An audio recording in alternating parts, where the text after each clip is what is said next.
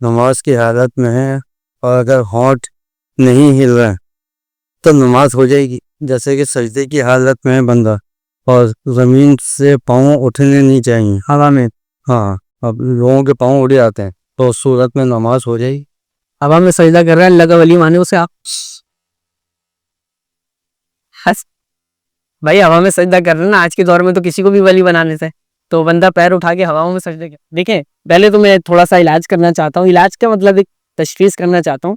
کچھ لوگ نا اس مزاج کے بن جاتے ہیں، دوسروں کی نمازوں کو جج کرنے لگتا ہے، چاہے وہ امام ہو یا نمازی ہو. تو وہ کیا کرتے ہیں پھر اپنی شخصیت، اپنی ذات اور اپنی کمی اور کوتاہیوں کو چھوڑ کے صرف مسجد میں یوں ہاتھ باندھ کے بیٹھیں گے.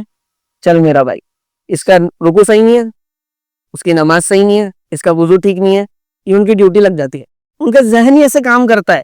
ایون کہ میں آپ کو بتا دوں وہ صف کو بھی نہیں، صف تک نہیں رہیں گے، پھر وہ جاتے ہیں امام صاحب کی طرف. امام صاحب کی سیٹ میں بیٹھیں گے، امام صاحب کا رکوع ٹھیک نہیں ہے، امام صاحب کا ہاتھ نہیں سے اٹھا رہے، امام صاحب کا پائنچا اوپر نیچے.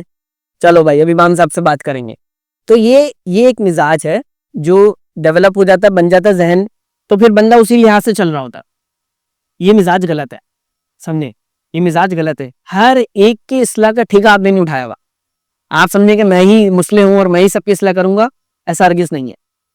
البتہ اگر کہیں آپ کو بس غیر ارادی طور پہ کوئی معاملہ نظر آ گیا اور آپ سمجھتے ہیں کہ میں اچھی انداز سے تفہیم کر سکتا ہوں، سمجھا دوں گا، مجھے مسئلہ پتہ بھی ہے، امام صاحب کی طرف لے جاؤں گا تو میں سمجھا دوں، صحیح، یہ صحیح ہے. یہ میں نے بالکل ایکسٹرا بات کی لیکن ضروری ہے، کیونکہ یہ جس نوعیت کا مسئلہ ہے نا، بندے کے دماغ اسی طرح چل رہا ہوتا. پھر یہ انگلیاں کتنی لگی، کیا نہیں لگی اور کیسے نہیں لگی. اچھا ان کا مسئلہ یہ تھا کہ بندہ نماز پڑھ رہا ہے، اس کو ہونٹ ہی نہیں ہل رہا. اب یہ دوسرے کے بارے میں تو آپ چھوڑ دیں، صرف اپنے بارے میں سوال کریں کہ میں نماز پڑھتا ہوں میرے ہونٹ نہیں ہل رہے، میں ایسے نماز پڑھ رہا ہوں. تو دل کی نماز پڑھ رہا ہے، صحیح ہے. جب تک تلفظ نہیں ہوگا، تلفظ کہتے ہیں زبان سے الفاظ کا ادا ہونا. زبان سے ادا ہوں گے تو تلفظ کا اطلاق ہوگا، تو آپ کی قرات کا اطلاق ہوگا، تو آپ کا فرض واجب ادا ہوگا. نہیں ہوا تو پھر نماز ہی نہیں ہو رہی نا. اب مثال کے طور پہ بندے نے تکبیر تحریمہ ہی نہیں کہی، وہ کہتا ہے ایون کے امام صاحب کے پیچھے بھی نماز اسٹارٹ نہیں ہوئی، یہ تو اس نے بس ایک ورزش کی اور چلا گیا، نہ فرض ادا ہوا نہ واجب ادا ہوا. اللہ اکبر، اب اسٹارٹ ہی، صحیح.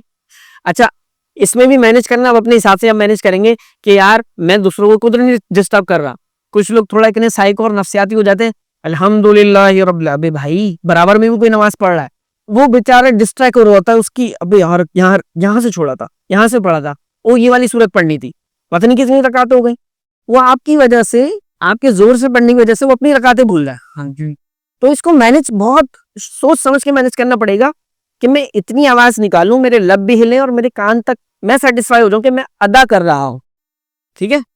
اور اگر آپ کا جو مسئلہ ہے صرف بندہ لب ہلا بھی نہیں رہا، تو لب نہیں ہلا رہا تو بھائی لفظ بھی نہیں نکل رہے، صحیح ہے، تو پھر کیسے اس کی نماز ہوگی؟ غور کرنا پڑے گا. اور اگر کوئی دوسرا کیس ہے، تھرڈ پرسن ہے، کوئی اسے سمجھا دے اچھے انداز سے، اس کی تفہیم کروا دے کہ جب تک زبان سے الفاظ ادا نہیں ہوں گے، جو انگلیوں لگانے والا 3 انگلیاں لگانا واجب ہے، انگلیوں کا پیٹ، تو کسی مجبوری کے تحت رخصت بھی ہے. اگر کوئی درد کا مسئلہ ہے، کچھ اور مسئلہ ہو جاتا ہے، وہ الگ مجبوری ہے، لیکن وہ ایکسیپشنل ہے. لیکن نارملی روٹین میں جب 3 انگلیوں کا پیٹ لگانا لازم ہوگا، زمین پہ لگا کے رکھیں. اگر وہ ایک رکن تک ہٹا کے پیر ہوا میں چل رہے ہیں تو اب وہ زمانہ تو اسے ولی مان لے گا. شریعت کے دائرے میں ہم اسے کہیں گے اتنی نماز نہیں ہوئی، صحیح سے سجدہ کرو.